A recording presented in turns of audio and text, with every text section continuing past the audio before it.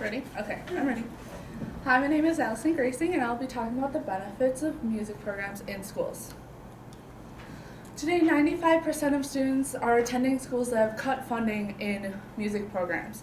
The reason schools are cutting music programs is because they either can't afford it or because they want to focus more on math and science to increase standardized test scores. What they don't understand is music programs actually help in children's development. They help lower income students want to achieve in schools. They actually raise standardized test scores and GPAs, and it helps children express themselves. First, it helps lower income students achieve in schools.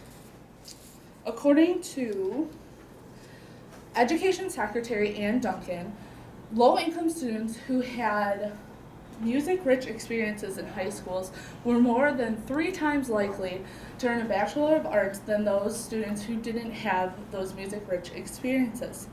According to the study of National Endowment reports that low-income high school students who earned few or no music credits were more than 5 times likely to not even graduate from high school than those students, low-income students, who had music-rich experiences.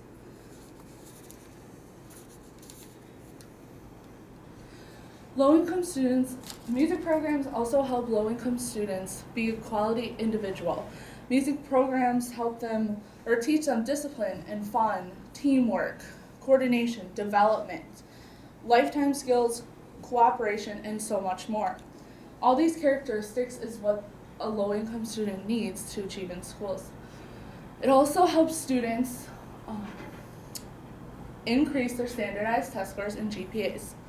This brings me to my second point, that music programs help increase standardized test scores and GPAs. Students who are involved in music programs for 4 years increase their SAT scores by 91 points, and students with strong involvement in theater and music average of 16 to 18 percentage points higher in standardized test scores than those with low art involvement. The overall grade point average of music students is a 3.59, and the overall grade point average of non-music students is a 2.91. The same study showed that 16% of music students had an overall grade point average of a 4.0, and it also showed that 5% of non-music students had the 4.0 overall grade point average. 85% of Americans believe that participation in music led to higher standardized test scores and higher GPAs. Lastly, music helps children express themselves. According to Karen Evans, music, like no other, gives children the media and the opportunity to shape and communicate their feelings. Music is independent, separate, unique from intellect, and a form of intellect through which man can communicate directly in its own inherent forms, according to Tony Michaela.